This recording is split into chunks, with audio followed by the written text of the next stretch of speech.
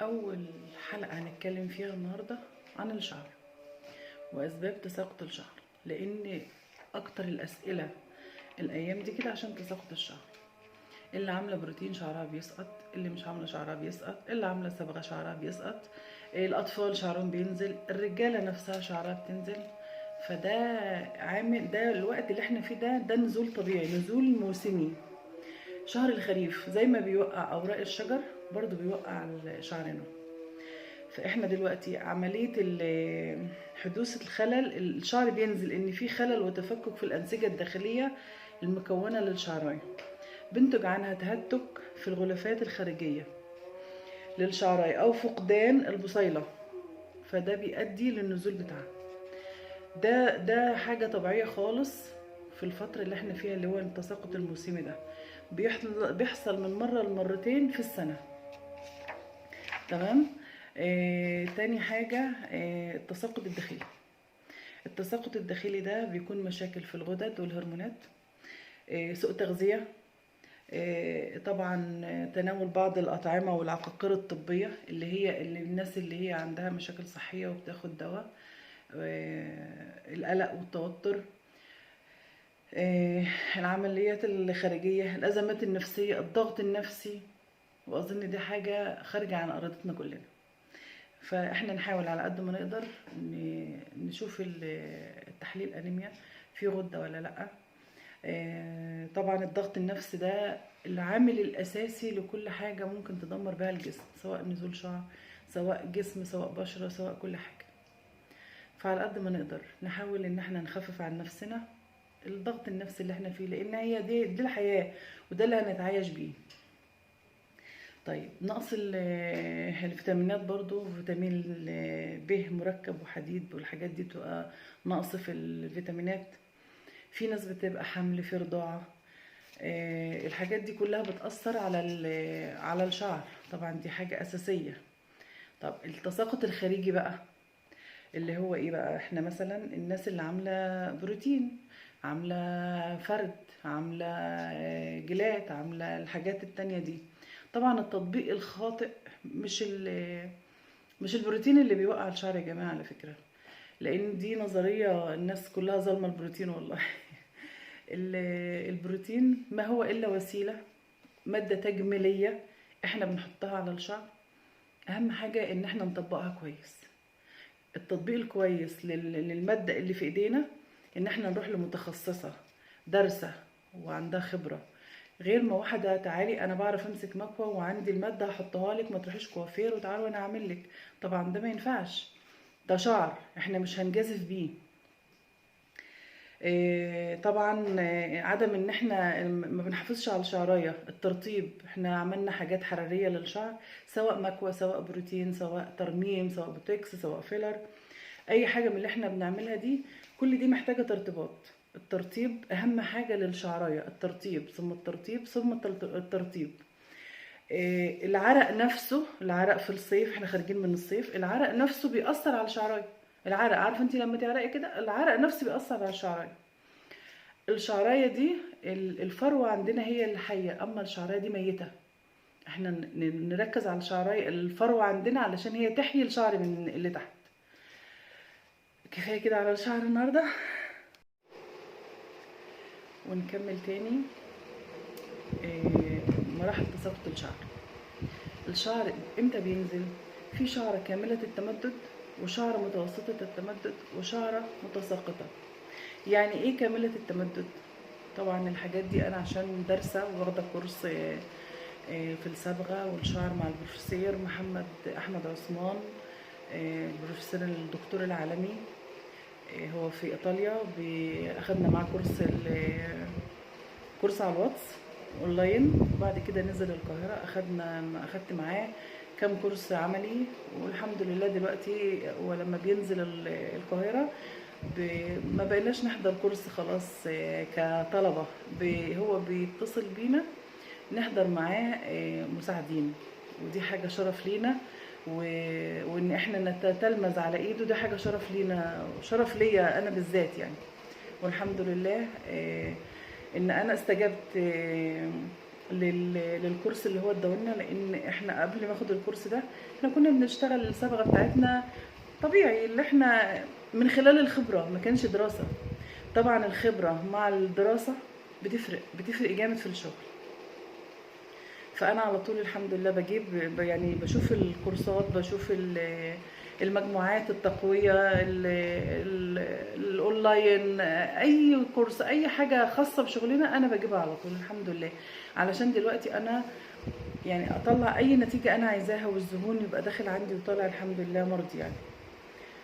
واحده واحده هنتكلم على كل حاجه ان شاء الله. فاحنا دلوقتي هنتكلم عن مراحل التساقط بتاعه الشعريه. بتبقى في شعريه كامله التمدد، متوسطه التمدد، وشعريه متساقطه. يعني ايه كامله التمدد؟ بيكون الشعر كامل في مرحله النمو العمريه، وبيسمى قائم الانشاء. في المرحله تكون الشعريه فيها طبيعيه، الشعرايه بتكون طبيعيه، يعني طبيعيه وقويه كامله النمو. طب الشعريه متوسطه التمدد بتكون الشعريه ما بين التساقط وما بين المرحله العمريه للشعريه. بتفرق بقى هنا تحت التغذيه، اتغذينا كويس، اخدنا علاجاتنا الفيتامينات كده، الشعريه مش هتنزل. لكن هي بتبقى جاهزه انها خلاص هتنزل، ده اسمها الشعريه متوسطه التمدد. الشعريه الثالثه اللي هي الشعريه المتساقطه بقى، دي خلاص بتكون ضعيفه، فقدت كل القيمه الغذائيه بتاعتها تماما. مجرد بس ما هنسرح الشعر كده بتنزل من المشط. اللي بتنزل في المشط على طول دي خلاص هي عمرها الافتراضي انتهى. زي ما احنا برضو عمرنا الافتراضي هينتهي في يوم من الايام، الشعريه نفس الحكايه، كل حاجه ليها تغير وليها تجديد. فما نقلقش خالص والله على الشعرايه اللي بتنزل. كل الناس اللي شعرها نزل شعرها طلع تاني ورجع تاني واحسن من الاول كمان، مع الاهتمامات، مع النصائح اللي احنا الناس بتسالنا فيها واحنا بنفيدها لهم. مفيش شعر بينزل ما بيطلعش تاني، صدقوني. عمركم شفت حد شعره نزل وما طلعش؟ استحاله. ونكمل مع بعض في الشعر. على فكرة الفيديوهات دي انا عاملاها كلها في وقت واحد، بس هنزلها على مراحل. قلت فاضية النهاردة كده اعمل شوية فيديوهات وينزلوا كل يوم حاجة، عشان ما الاقيكوش وكل شوية اتقل عليكم يعني. تمام. طيب ايه تاني نحافظ بيه على الشعرية؟ الغسيل. الغسيل انا ما اروحش كل يوم امسك شعري اغسله بشامبو وشامبوهات من اللي هي مجهولة المصدر، طبعا دي حاجة مضرة جدا للشعر، وارجع اقول شعري بيقع، شعري هايش، شعري متساقط، شعري. لا، في حاجات كتير احنا نقدر ان احنا يعني نتفاداها.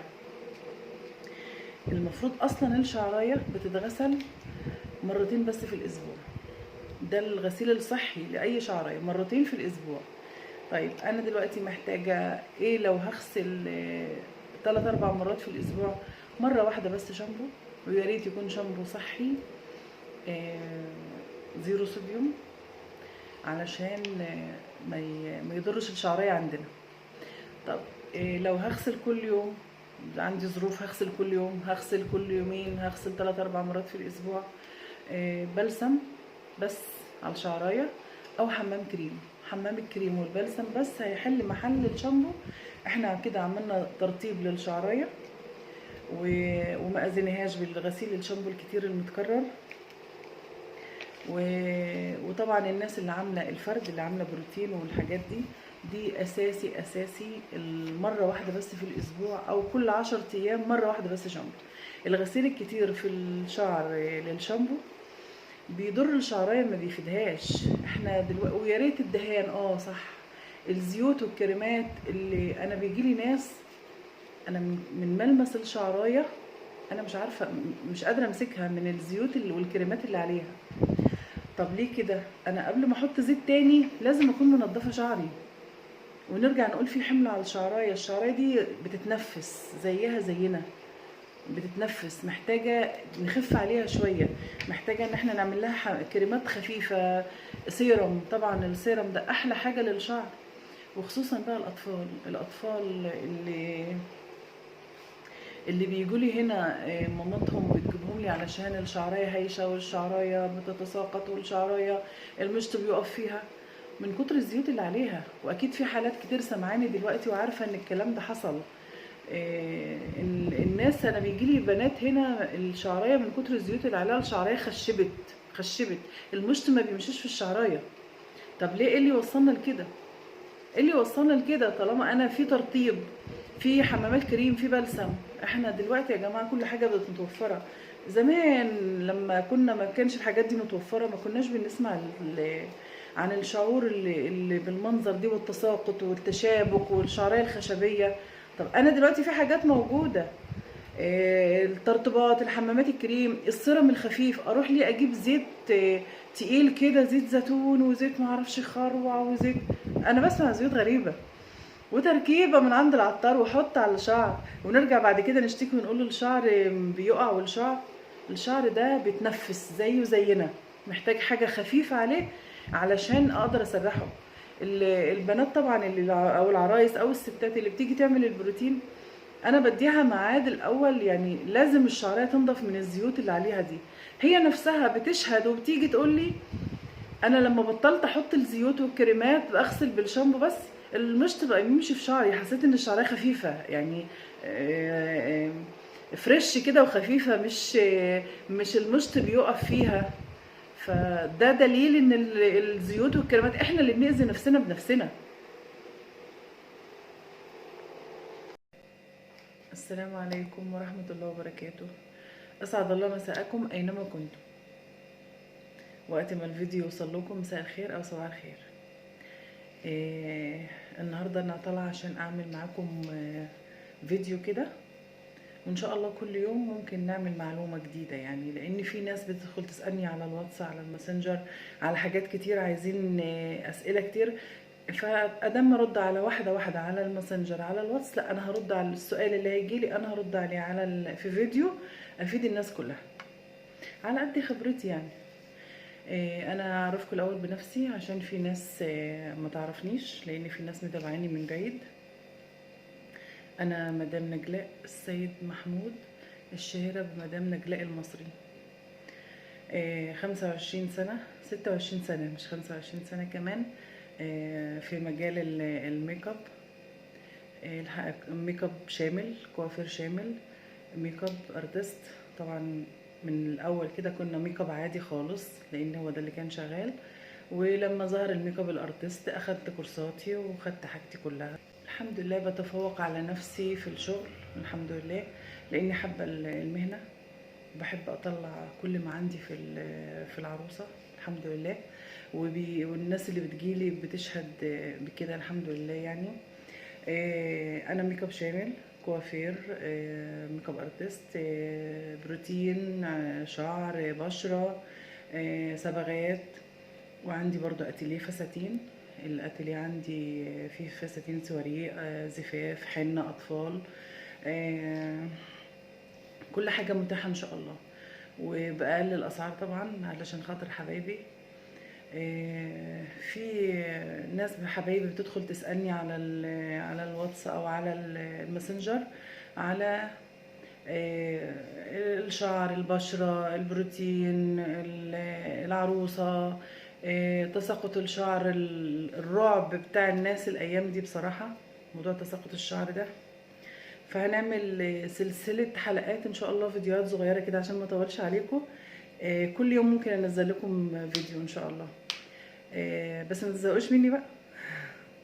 قلت اطلع معاكم كده صوت وصورة، نتكلم في كل اللي احنا عايزينه، والاسئله اللي هتتعلق لو اللي هتعلقوه على الفيديو انا هرد عليكم على برضه في فيديو.